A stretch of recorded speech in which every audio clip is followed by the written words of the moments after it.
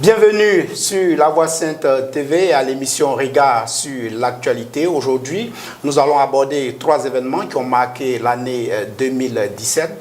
Au sommet donc de ce magazine, attaques terroristes. Depuis la fin du XXe siècle, des attaques terroristes islamiques ont été perpétrées par les membres de diverses organisations fondamentales dans le cadre du djihad qu'elles mènent dans le monde entier, faisant de très nombreuses victimes. Les ambitions des terroristes diffèrent selon le pays où ils opèrent. Les actions s'inscrivent avant tout dans une radicalisation de la pratique de l'islam, quels que soient les pays à majorité musulmane ou non. L'Afrique est de plus en plus touchée par ces agressions. Comment expliquer cette montée fulgurante du terrorisme? Y a-t-il vraiment rien à faire pour lutter contre ce phénomène? Des explications dans un instant. Et puis Emmanuel Macron, devenu le 7 mai 2017 le 25e président de la République française, en rapportant le second tour face à Marine Le Pen. Selon les résultats quasi définitifs du ministère de l'Intérieur, le candidat d'En Marche récolte près de 66% des voix face à la candidate frontiste qui en recueille, elle, 39% de voix. À 39 ans, l'ancien ministre de l'économie devient le plus jeune président de la République française, une hypothèse invraisemblable. Il y a encore un an, une nouvelle page s'ouvre. A-t-il réagi, souhaitant qu'elle soit celle de l'espoir et de la confiance retrouvée? Quelles leçons tirer de cette élection du 25e président de la France? Tout à l'heure, nous aborderons la question. Et puis, George Weah, l'ex-star du football, a remporté l'élection présidentielle au Libéria en obtenant 61,5% des voix lors du second tour organisé le 26 décembre 2017. Quelles sont les raisons de cette victoire? George Weah peut-il, dans un pays quasiment ravagé par la guerre depuis quelques années, comment George Weah pourra-t-il relever ce pays sur le plan économique? Voilà, c'est pour aborder toutes ces questions concernant cette émission que nous recevons sur notre plateau Djiby Félix Boni. Il est rédacteur en chef de l'Infodrome, c'est le site numérique du groupe Olympe, éditeur des journaux Soir Info et l'Inter. Il est également expert en communication, expert consultant en communication. Alors, Djiby, merci d'avoir accepté notre invitation. Je vous remercie pour l'invitation. En tout cas, merci pour la disponibilité. Pas de souci. Alors, comme je le disais dans le sommaire, nous allons aborder trois sujets non moins importants, mais en commençant par les attaques terroristes qui ont marqué l'année 2017. Nous allons tout de suite suivre cet élément réalisé par la rédaction. C'est au volant de cette camionnette de location qu'un homme a fait 8 morts et plus d'une dizaine de blessés à New York. Il a fauché des piétons et des cyclistes sur une piste cyclable dans le sud de Manhattan ce mardi après-midi avant de percuter un bus de ramassage scolaire. Au Mali, 2 personnes ont été tuées lors d'une attaque djihadiste contre un lieu de villégiature fréquenté par des étrangers. L'attaque a nécessité l'intervention des forces spéciales maliennes, appuyées par les militaires français de l'opération Barkhane et les soldats de la MINUSMA. Kaboul frappé par une explosion meurtrière un an après le premier attentat de l'État islamique dans la capitale afghane. Au moins 24 personnes ont été tuées et plus de 40 blessées par une voiture piégée. Comme il y a un an, c'est la communauté Hazara chiite qui était ciblée. Le kamikaze s'est jeté contre un bus transportant des employés du ministère des Mines. Il visait probablement la maison d'un des principaux leaders de la communauté Hazara.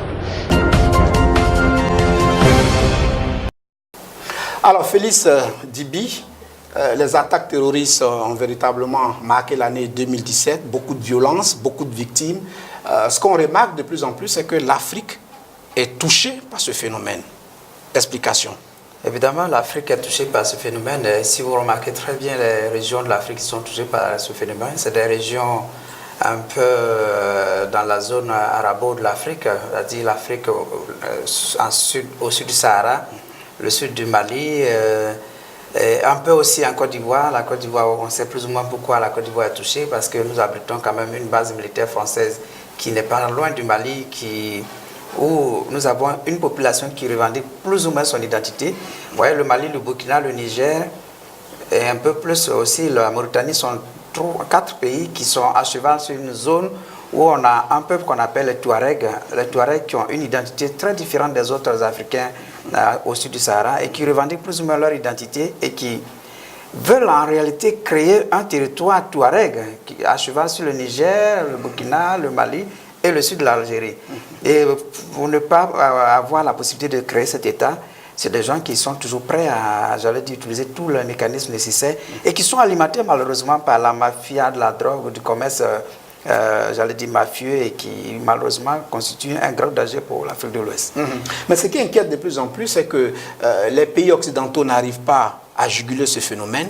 On s'est dit que ça devient finalement une fatalité en Afrique qui n'a pas assez de moyens pour lutter contre cela. Je pense qu'il ne faudra pas attendre des pays occidentaux qui viennent régler nos problèmes à nous. Il faut trouver la meilleure formule. Comment il s'appelle, l'ex-président malien Toumani Touré avait trouvé la solution, c'était de vraiment trouver une sorte de compromis entre le nord du Mali et le sud du Mali. Et je crois que tout le temps qu'il est resté président du Mali, il n'y a pas eu d'attaque au Mali. L'ex-président burkinabé Blaise Compaoré avait trouvé la même formule en ayant un certain Moustapha Chafi qui négociait en même temps avec ces populations de l'Azawad et ceux du sud du Burkina et il n'y a jamais eu de problème. Mais dès l'instant que ces personnes se sentent plus ou moins marginalisées, isolées, j'allais dire mises à l'écart de la gestion même du pays, très vite ils se braquent, ils se renferment et ils constituent un danger. Je veux revenir sur le cas de ATT. ATT, qu'est-ce qu'il avait fait? Il avait intégré les cadres de la zone Touareg du Mali, nommés diplomates, ministres dans le gouvernement, ce qui fait qu'ils ne se sentaient pas exclus dans la gestion du pays. Dès l'instant où il y a une forme de discrimination qui apparaît, il est clair que le terrorisme apparaît. N'allons pas loin, en Côte d'Ivoire, la rébellion, d'autres personnes aussi disent qu'ils étaient exclus de façon identitaire, il y a une discrimination dans la gestion, il y a une sorte de, j'allais dire, une balance inégale entre le nord et le sud, un déséquilibre entre le nord et le sud. C'est tout ça, toutes ces frustrations qui créent ce phénomène de terrorisme. Maintenant, concernant les Occidentaux, il faudrait plutôt classer ce terrorisme autrement. Parce que lorsqu'on crée un modèle, qu'on pense que c'est ce modèle qu'on doit étendre dans tout le monde entier, un peu partout, il est clair que vous frustrez des gens qui très vite... Aujourd'hui, je me demande bien qui est-ce qu'on appelle terroriste et qui est-ce qu'on appelle, j'allais dire, celui qui est peut-être l'ange. C'est le terroriste, est celui qui fait on souhaite qu'il fait le contraire de ce qu'on souhaite qu'il ne fasse pas. Parce que c'est aussi ça le cas. Est-ce que l'arabe doit vivre comme l'américain? L'américain doit-il vivre comme le français? L'africain doit-il être avoir forcément le modèle occidental? Je crois que quelque part, il faut laisser les peuples disposer de leur propre culture, de leur nature, de se développer en fonction de ce qu'ils sont. Et c'est ce que des pays comme le Japon, la Chine, la Corée ont fait pour sortir d'eux-mêmes, pour devenir des pays aussi développés aujourd'hui. Donc voilà. Mais est-ce qu'aujourd'hui, il ne faut pas tenir compte justement des revendications de tous ces groupes terroristes pour aboutir à une solution? Parce que on sait tout ce qu'ils revendiquent, mais pourquoi on n'organiserait pas une table autour de laquelle on pourrait débattre avec eux de tous ces problèmes? Je vais surprendre beaucoup de personnes. Moi, je suis pour que les Touaregs en Afrique disposent de leur territoire, leur pays, peu importe que cela puisse nuire à la taille du Mali. Le Mali, d'ailleurs, est le pays le plus vaste d'Afrique. Je ne comprendrais pas pourquoi ce pays resterait aussi vaste. Le président du Mali, je me demande pendant 5 ans s'il a la possibilité de sillonner le nord et le sud et tout l'ensemble du territoire malien. Je crois que c'est un peuple qui a sa particularité. Il s'habille différemment des autres. Ils mangent différemment des autres. Ils ont une pratique religieuse différemment des autres. Ils ont plein de choses qui les caractérisent, qui font d'eux un peuple vraiment différent des autres. Ils sont à cheval, comme je le dis, sur le Niger, le Burkina, le Mali et même le sud de l'Algérie. Mais qu'on les laisse disposer d'eux-mêmes, qu'ils créent la Zawad, qu'il ce soit un État qui va commercer avec les autres États. Mais est-ce que cela ne pourrait pas justement inspirer d'autres groupes terroristes et puis laisser encourager le fait qu'on occupe des territoires par la violence? Je ne pense pas. Ces personnes revendiquent une identité. Et c'est cette identité qu'il faut leur concéder. Parce que tant qu'ils seront à cheval sur ces pays, dans tous les cas de figure, qu'ils soient du Niger, du Burkina ou du Mali, c'est des gens qui conversent et communiquent, communiquent en permanence. Ils ont la même langue, ils ont les mêmes habitudes, ils ont les mêmes cultures. Je crois qu'ils communiquent en permanence. Et tant que, il restera dans cette forme de stratification extraterritoriale, ils vont continuer toujours à revendiquer cette identité et ça sera toujours l'explosion. Malheureusement, il y a aussi un autre facteur qui rentre en ligne de compte si je parle de cette partie de l'Afrique. Il y a aussi la découverte de l'or pur dans cette zone sahélo-sahélienne et qui également suscite beaucoup d'appétit. Revenons un peu sur le cas du Maroc qui est la République arabe sahraoui, où il y a effectivement cette richesse qui a été découverte, qui elle aussi revendique son identité. Je crois que la République arabe sahraoui, les Touaregs de l'Azawad, tout ce bloc pouvait former un pays. Ils se ressemblent et puis ils vont commercer avec les autres pays. Mais tant qu'on les laissera comme ça sera toujours la guerre. Merci Félix Dibi pour ces quelques éléments de réponse. Nous allons à présent aborder le deuxième sujet de ce magazine. Il s'agit de l'élection d'Emmanuel Macron à la tête de la République de France. À 39 ans, l'ancien ministre de l'économie devient, comme je l'ai dit, le plus jeune président. Nous allons suivre cet élément, réalisé également par la rédaction. 7 jours après son élection, Emmanuel Macron a fait son entrée dimanche matin à l'Élysée. Après la cérémonie de passation de pouvoir avec François Hollande, il a été officiellement investi dans ses fonctions de président de la République française. Monsieur le Président de la République, nous vous reconnaissons comme grand maître de l'ordre national de la Légion d'honneur. Le 8e président de la 5e République a ensuite prononcé sa toute première allocution. Nous sommes à l'orée d'une extraordinaire renaissance, parce que nous tenons entre nos mains tous les atouts qui feront et qui font les grandes puissances du XXIe siècle. L'Europe dont nous avons besoin sera refondée et relancée car elle nous protège et nous permet de porter dans le monde nos valeurs. La mission de la France dans le monde est éminente. Nous prendrons toutes nos responsabilités pour apporter, chaque fois que cela sera nécessaire, une réponse pertinente aux grandes crises contemporaines. Journée protocolaire oblige, le nouveau président a ensuite pris un bain de foule en remontant les Champs-Élysées. Et c'est sous l'Arc de Triomphe qu'Emmanuel Macron a signé son tout premier livre d'or en tant que chef des armées. L'armée française qui a salué son entrée en fonction par une salve de 21 coups de canon. Alors Félix Dibi, dans l'élément que nous venons de voir, Emmanuel Macron accède à la présidence de la République de France de façon presque inattendue. De façon presque inattendue, parce que c'est de cela qu'il s'agit quand le peuple se sent plus ou moins un peu brimé, qu'il ne retrouve pas de repères dans les dirigeants qui sont là, ils vont choisir un autre dirigeant ailleurs. C'est ce qui est arrivé aussi bien en France qu'aux États-Unis. Qui croyait que Trump allait devenir le président des États-Unis? Personne n'y croyait. C'est le cas d'Emmanuel Macron, qui a transcendé tous les clivages, j'allais dire tous les systèmes politiques, pour se retrouver président de la République de la France, parce qu'à un moment donné, les Français en ont marre du gaullisme, aussi bien du gaullisme que des socialistes. Ils se disent, pourquoi pas une troisième charrette? On était dans une vie politique pratiquement monotone finalement. Monotone, c'était la monotonie depuis Jacques Chirac, depuis l'après-Mitterrand, Chirac, Sarkozy, Hollande. C'était la même monotonie. On se retrouve chaque fois avec le FN qui essaie de monter, qui redescend, qui n'arrive pas. Et très bien, il faut noter également que le FN a fait une percée à laquelle on ne s'attendait pas. Tout à fait. Ça veut dire qu'à un moment donné, les Français n'avaient plus de repères en ces dirigeants politiques qui n'offraient rien de nouveau que de répéter chaque fois les mêmes choses, qui ne changeaient rien dans leur quotidien. Et là, ils ont voté un président de 39 ans. Un jeune de 39 ans, c'est une première dans l'histoire de la France. Est-ce qu'on peut dire que son âge a été également un facteur pour son élection? Je pense que son âge a été un facteur parce que beaucoup de jeunes en France cherchent leur repère. Le taux de chômage est arrivé à un certain niveau. Ils se disent qu'avec un jeune de 39 ans, c'est l'avenir encore plus lumineux. Et puis on rentre dans l'ère du numérique, du multimédia, l'ère d'une certaine modernisation. C'est un président moderne. Et il ne faudra pas aussi manquer de dire qu'Emmanuel Macron, c'est un énarque très intelligent qui a su, par son charisme tribun, convaincre ces jeunes. Et je note également que Napoléon Bonaparte, qui a construit la France, est arrivé au pouvoir très jeune, je crois, à 21 ans. Et c'est lui, quand on dit Paris, c'est la touche de Napoléon Bonaparte. Le vrai Paris, je ne parle pas du downtown, mais le vrai Paris, c'est Napoléon. Donc l'âge n'est pas un handicap pour devenir président. Alors on sent la montée d'un jeune à 39 ans au pouvoir. En Afrique, c'est plutôt un vieillard de 90 ans qui chute. Alors, quelle analyse on peut faire de ces deux situations, Félix? Il faut dire qu'en Afrique, c'est le contraire. Des vieillards de plus de 70 ans qui veulent toujours se maintenir au pouvoir. Et il y en a un qui chute, qui donne un bel exemple de ce que les gens commencent à avoir marre de la gérontocratie, c'est-à-dire de ces vieux qui veulent toujours pérenniser, rester au pouvoir, coller au pouvoir, mourir au pouvoir, alors qu'ils n'ont plus grand-chose à proposer. Mugabe n'a plus grand-chose à proposer au Zimbabwe. Et les Zimbabwéens l'ont bien compris, c'est un obstacle finalement à leur épanouissement. Ils se disent, mais écoute, un jeune de 39 ans, et nous on a un gaga de 84 ans qui est encore là, qui veut mourir au pouvoir, il faut bien le changer. Et je crois que ça va faire tache d'huile dans beaucoup de nos pays. C'est-à-dire, Abdoulaye Wade l'a essayé au Sénégal, il a vu le résultat. Macky Sall, jeune, il a balayé du pouvoir, alors que c'était son ancien Premier ministre. Donc ça devrait donner une leçon à tous ces vieux qui pensent que l'âge fait l'expérience.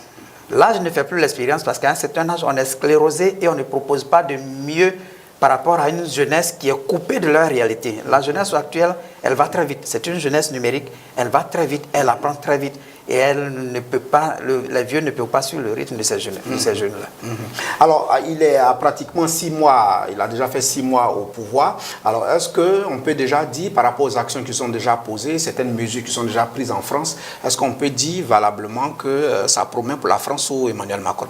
Mais je crois que les derniers sondages donnaient une cote de popularité qui était en hausse d'Emmanuel Macron. Ça veut dire que les Français se reconnaissent quand même en leur président. À un moment, beaucoup ont craint en se disant il est jeune, est-ce qu'il pourrait effectivement maintenir, j'allais dire, la position hégémonique de la France?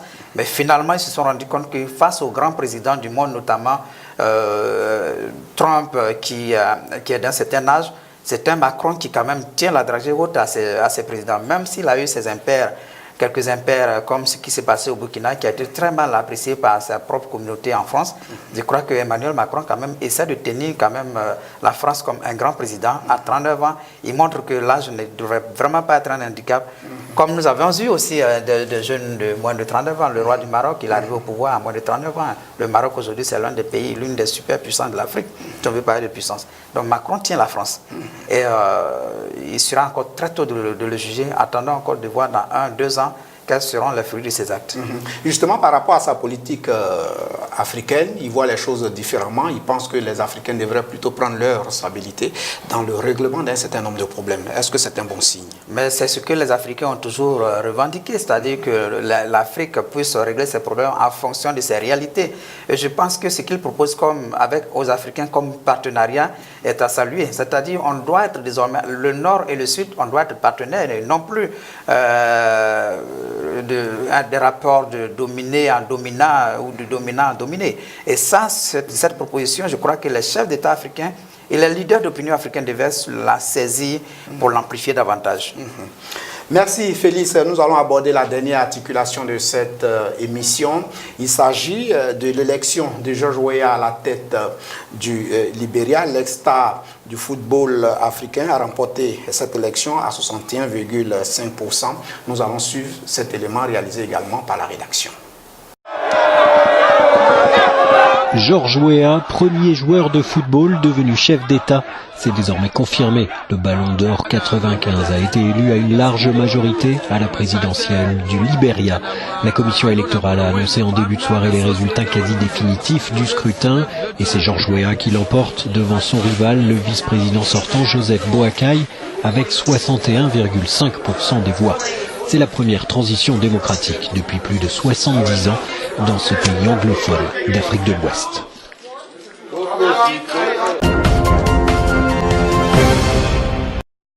Alors Félix Dibi, on vient donc de voir la star du football, George Weah, qui accède au pouvoir. Alors, quelles leçons on peut tirer? Quelles sont les raisons de cette victoire de l'ex-star du football africain? L'échec de l'élite, ce qu'on appelle l'élite intellectuelle, les intellectuels africains, parce que George Weah, ce n'est pas un intellectuel. Quand les intellectuels n'arrivent pas à proposer quelque chose de meilleur qui dirige les peuples dans la théorie, c'est comme ça que ça arrive. George Weah, je dirais que c'est le candidat du peuple, c'est-à-dire des gens se reconnaissent en lui. Ils n'ont que faire des grandes théories, des grands économistes qui ont fait Harvard. Sirleaf a fait Harvard. Et il faut le souligner, George Weah n'est pas sa première victoire. Il avait déjà battu Sirleaf auparavant. C'est parce que les grandes puissances estimaient qu'il n'était pas suffisamment prêt intellectuellement. Donc il allait se former et il est venu et il a gagné. C'est comme ça que ça va se passer dans plusieurs pays. À force de ne pas véritablement aborder les problèmes des populations, on va se retrouver avec des présidents comme George Weah. Demain, peut-être, ce sera Didier Drogba en Côte d'Ivoire. Ou bien, pourquoi pas, Mewe ou Alpha Blondy. On dira, oui, lui, au moins, il aborde nos problèmes de façon concrète. Attendez-vous surtout à ce qu'un chanteur Zouglou parce que c'est eux qui abordent beaucoup les problèmes des peuples, arrivent au pouvoir en Côte d'Ivoire. D'accord, on sait qu'il est sportif et les valeurs justement cultivées en sport, ce sont l'abnégation, la détermination, la patience, la rage de vaincre. Est-ce qu'on peut dire que ces valeurs-là ont milité pour la victoire de George Weah au Libéria? Je pense que c'est au-delà de ses valeurs sportives, c'est sa proximité, son amour pour son peuple, son engagement pour le peuple libérien qui lui a valu d'être là. N'oublions pas que quand le Libéria a été qualifié, quand on doit qualifier le Libéria pour s'engager dans les compétitions d'éliminatoires, George Weah prend sur lui-même d'être en même temps l'entraîneur, en même temps le financier de l'équipe, en même temps le capitaine de l'équipe, en même temps il est tout. C'est-à-dire que c'est un monsieur qui aime son peuple, qui utilise le peu qu'il a eu à l'extérieur pour son peuple. Donc, s'il utilise ses propres moyens déjà pour le peuple se dit, s'il dispose des moyens du peuple, il pourra gérer ça pour nous, pour notre bien-être. Et c'est pourquoi les Libériens l'ont voté en se disant qu'on ne va plus détourner notre argent, mais notre argent va servir à notre développement. C'est ça qui a permis à George Weah aujourd'hui de convaincre le peuple et d'être élu à au-delà de 60% face à un monsieur qui a été vice-président, qui était un gros intellectuel, mais qui aura été battu. On sait que le Libéria se remet difficilement de la guerre civile qui a plongé le pays dans le chaos. Alors, est-ce que George Weah pourra relever l'économie de ce pays? Je pense que, quoi qu'on dise, Ellen Johnson Sirleaf a posé quelques fondamentaux. Il est vrai, George Weah est aimé par son peuple, mais j'ai quelques craintes quand même, parce qu'être fouteux ne veut pas dire qu'on a quand même le réseau nécessaire pour pouvoir tirer les capitaux sur son pays. Si Ellen Johnson Sirleaf elle-même n'a pas pu, elle qui a fait avoir super économiste, n'a pas pu tout faire, je pense qu'il y a un volet quand même handicap au niveau de George Weah. Il va falloir qu'ils s'entourent de gens vraiment cotés qui peuvent vraiment percer les murs des institutions financières pour pouvoir rapporter de l'argent au Libéria, quoique le Libéria ait des ressources qui puissent permettre à ce pays de se relever. Il faut dire que le Libéria a plus ou moins la même taille que la Côte d'Ivoire. C'est un pays qui a une croissance sans développement.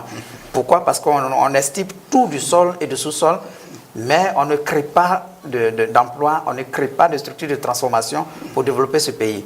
Est-ce que Weah pourra tirer du sol du Libéria pour pouvoir développer ce pays? Je pense que s'il a cette vision pragmatique du développement, il pourra y arriver.